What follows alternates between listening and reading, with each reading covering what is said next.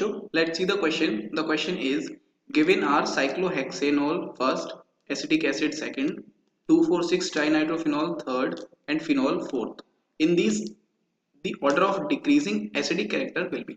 हमें देखिए यहाँ पे चार ऑप्शंस दे रखे हैं, cyclohexanol, acetic acid, 2,4,6 trinitrophenol and phenol. हमें बताना है इन चारों में acidic nature, decreasing acidic character क्या होगा. ओके हमें ये चार ऑप्शंस में से बताना है कौन सा ऑप्शन करेक्ट है. तो चलिए इस क्वेश्चन का सॉल्यूशन देख लेते हैं. अगर हम बात करें इस क्वेश्चन के की कॉन्सेप्ट की, तो यहाँ पे की कॉन्सेप्ट क्या हो जाएगा, यहाँ पे की कॉन्सेप्ट हो जाएगा stability of conjugate base. Stability of conjugate base की स्टेबिलिटी की अकॉर्डिंग हम यहाँ पे आंसर करेंगे एसिडिक कैरेक्टर का.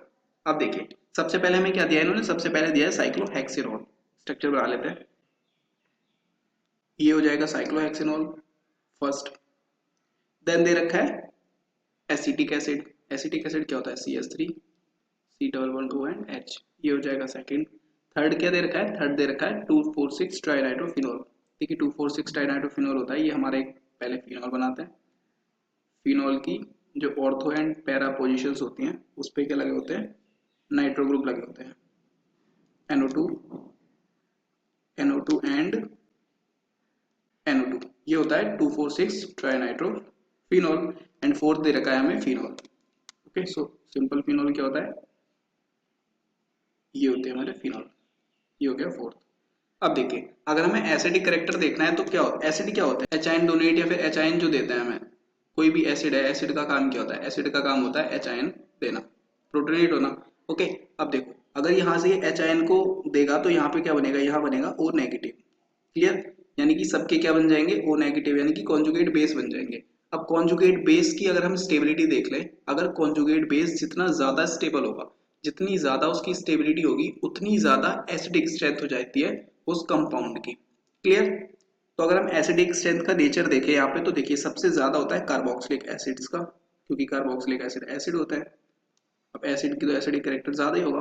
उसके बाद आते हैं फिनोल्स, देन उसके बाद आते हैं एलिफेटिक एल्कोहल्स. एलिफेटिक एल्कोहल्स कौन से होते हैं, जैसे कि हमें फर्स्ट में दे रखा है साइक्लोहेक्सेनॉल.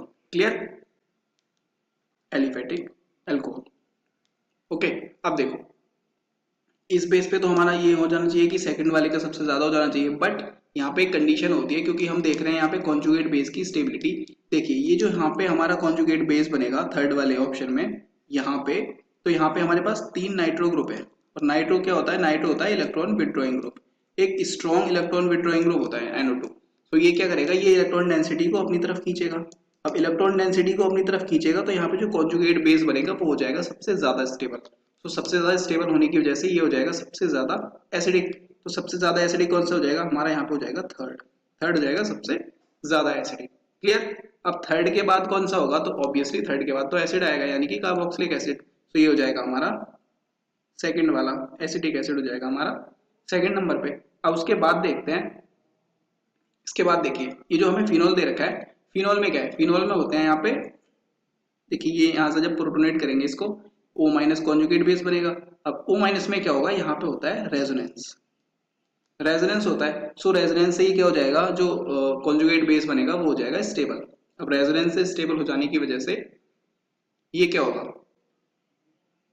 क्योंकि रेजोनेंस इसको स्टेबिलिटी देगा, तो स्टेबिलिटी होने की वजह से ये कॉन्जुगेट बेस स्टेबल हो जाएगा.